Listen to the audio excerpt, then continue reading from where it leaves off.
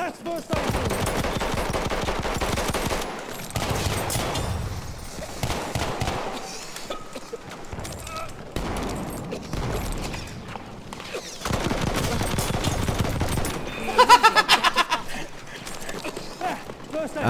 got to thinking about the whole point of the series that I recently started. What's the point of sharing the opinions of a competitive player, whether they come from me or from others I plan to guest on the series?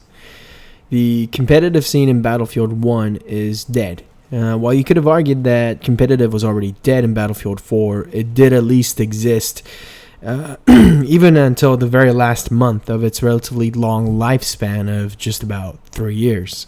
But in Battlefield 1, DICE chose not to, or simply didn't bother to have the passworded servers available at launch. This meant no practice matches, no matches of any kind, and ultimately no competitive, period. Despite rumors and rumblings of passworded servers being released or tested on the CTE, DICE still has not done much about it to this day. And besides that nail in the coffin, the other big issue is that the competitive community itself just didn't take to the game, meaning Battlefield 1. While I wouldn't go as far as to say all of them have quit, a significant majority of them seem to have quit on this series. And yeah, you're always bound to lose a good chunk of the player base, casual and competitive alike, that whenever there's a new game out, they don't like it, period, or they just fail to adapt to it. But the amount of players that have quit this time around seem pretty drastic, at least as far as I can see in the competitive community, compared to anything we saw before. Well, except Hardline, but, that's a different story there. But, that's for conversation's sake, let's say the competitive scene did continue to exist. Why should the opinions of the players in it matter? I don't think it's quite as simple as, they're competitive players, so they must be right. In fact, at least half of the competitive player base, from anywhere from the bottom of the barrel all the way toward the middle, in both the Vive scene as well as the Conquest scene, from what I could tell, were not that much more skillful, nor all that more knowledgeable than your average tryhard, or even a casual player. By the way, I don't use either of those terms pejoratively. It just those are the established terms, so we'll work with that.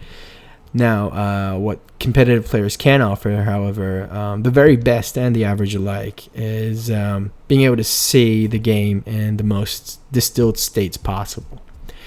And this is especially true for players that are playing at the highest levels. And this generally means that these competitive players are more likely going to be playing in an organized team filled with players of relatively similar skill levels that are playing as efficiently as they can and as hard as they can against opponents that are doing exactly the same. And assuming that your team is or was the kind that seek to constantly improve it, challenge itself against similarly skilled opponents, or maybe even better opponents, rather than just farming lower level teams for frag movies, you are more likely to have established a more clear understanding of the game's limitations, its overall balance, and various nuances and problems. And at least while the Conquest small map types existed in Battlefield 4, playing competitively in 8v8, 10v10, and 12v12 types give a pretty precise understanding of the overall state of the game on various fronts. Now, yet most competitive players I know, and especially those that are, at the top levels, largely keep to themselves. One of the reasons for that is, they're just straight up busy. Playing competitively in Battlefield isn't exactly the most lucrative career decision if you're speaking financially. And that kind of means most of the player base are either full-time students or generally have full-time jobs. And juggling all of that while also being, also competing at the highest level is pretty time and energy consuming. But the other big reason is that a lot of the competitive players are just jaded and cynical about voicing their thoughts and opinions. And when they do, whenever they do try and voice their opinions, they're more often than not drowned out by voices of other established YouTubers, for the most part, who are not or never were part of competitive. and most of the public player base kind of dismisses them. And if they're on Reddit, they'll just downvote the crap out of them. And there's also the fact that Dice itself doesn't really seem all that concerned with the opinions of the competitive community. And as a result, a lot of competitive players have turned inward amongst themselves on social circles like Twitter, YouTube, TeamSpeak, and what have you. It's either that or they just kind of seem to resort to belittling casual players as much as possible by farming them in public servers, making fun of them in in-game chat, forums, Reddit, YouTube comment section, and what have you. And obviously, naturally, the response from the casual player base to that kind of treatment and sentiment is not nearly as kind either. And it's kind of hard to tell which side started this vicious cycle, but it's one that's clearly there, and it has been around for a long time, and it's obviously not a very good thing. Now let's for a moment assume the perspectives of a player who only really plays in public games. A lot of things are going to appear unbalanced or completely broken when you're a casual player playing against a stacked team, or even just a team with one organized squad of experienced players, or maybe even just a pair of competitive players sitting in vehicles.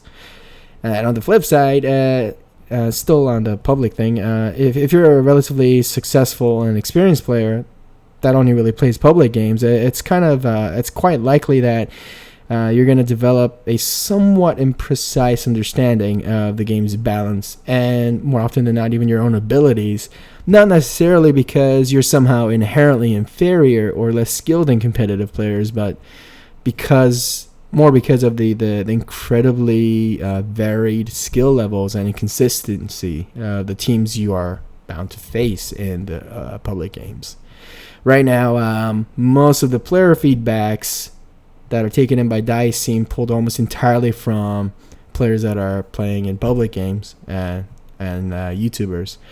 And this kind of seems to have resulted in this massive cavalcade of complaints, information, and opinions stemming from all over the spectrum. And that kind of seems to have pulled DICE to develop in 10 different directions.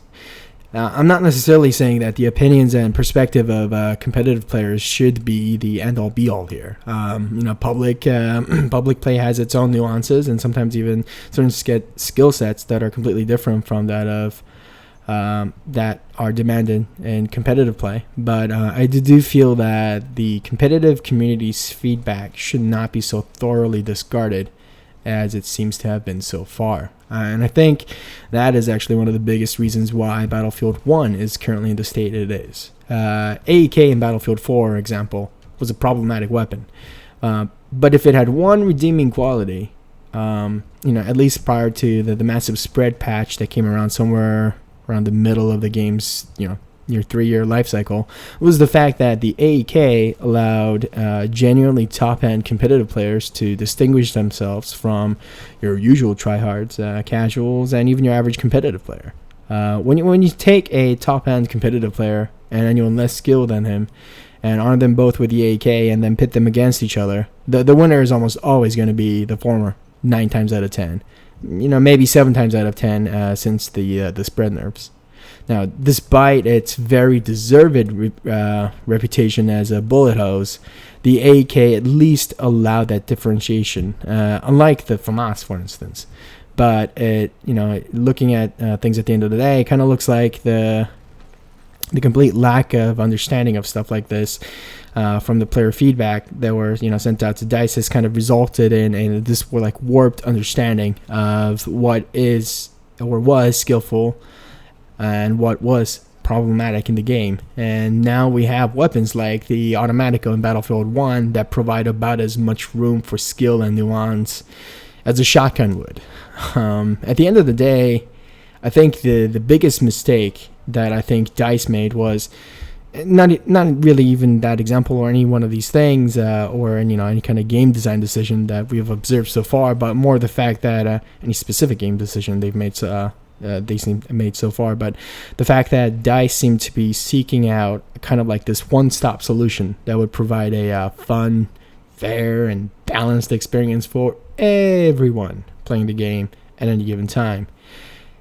In my opinion, what DICE really should have done was address the real issue of balance. The balance between the players that are actually playing against each other at any given time. In a round of Thanksgiving football for the family get-together, for instance, you can't possibly expect to have a fair and balanced rule set for your 6-year-old niece, 18-year-old nephew, and your 60-year-old dad that are all on the field at the same time. It's my firm belief that DICE would benefit greatly from investing in having a proper in-game matchmaking environment. Not unlike something you might find in CSGO or Overwatch or any of the MOBA titles.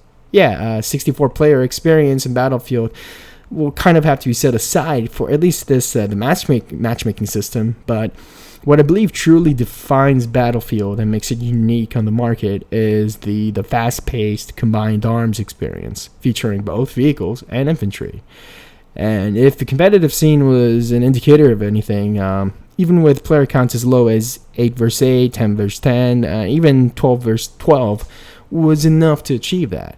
If, for instance, if Blizzard Entertainment can match 25 players together for their relatively intricate PvE raids that require various types of specialized roles, surely something could be formulated for Battlefield in this capacity as well, in the PvP side of things. Now, this would also actually alleviate a lot of the woes that the public servers that could exist alongside and outside the matchmaking system. I think it's very possible to sustain both the casual environment as well as the competitive environment as seen in all of the other prominent competitive online titles.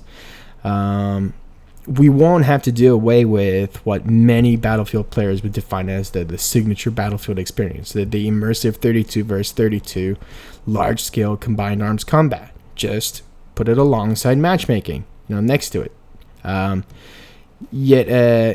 Like having that alternate ecosystem of a match-made system environment would reduce a lot of the toxicity and tension between the tryhards and the casual player base, as the more dedicated and skilled players will now actually have the means of occupying and also proving themselves, besides just simply farming players that are less organized and less skilled than they are in the public modes, or trying to play in a competitive scene that sees about as much exposure as the Illuminati.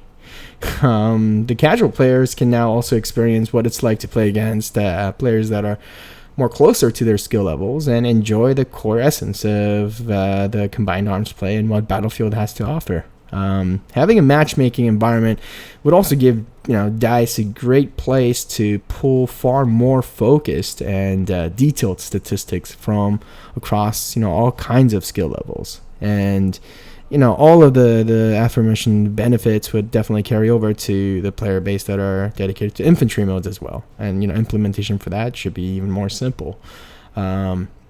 Especially since I think infantry modes in Battlefield series certainly has its own uniqueness and arguably strengths, and it's kind of its own special pacing that I think warrants attention and existence. Now, someone might remind me that the matchmaking failed in Hardline, but to be fair, the player base had dropped so hard and so fast that by the time the matchmaking thing was available, this was kind of quite well after the game was released, most players had already jumped ship back to Battlefield 4.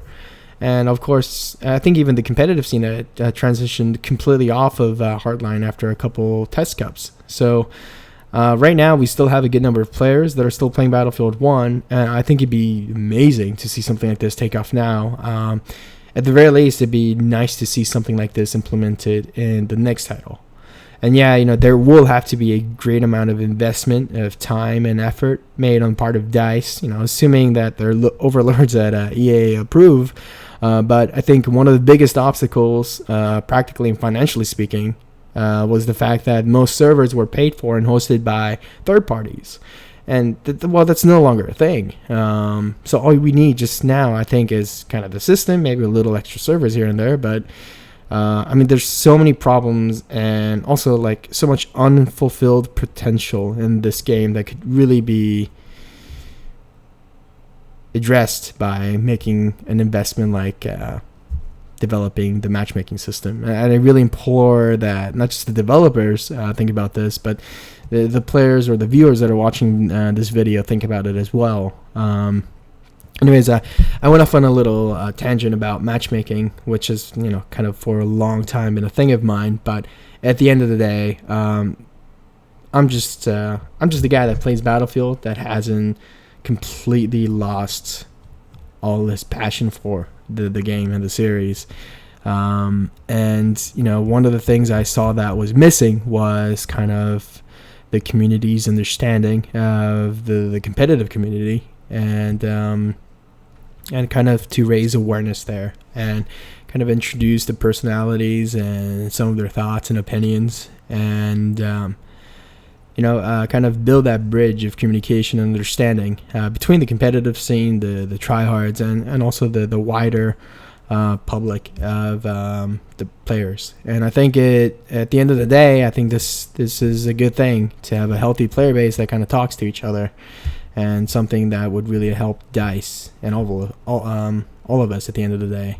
So here's, I guess, me hoping that you'll kind of join me in this potentially foolish endeavor, and I'll hope to see you in the next one. Oh, and just housekeeping, I will finally have the first interview that I recorded some time back uploaded. So, yep.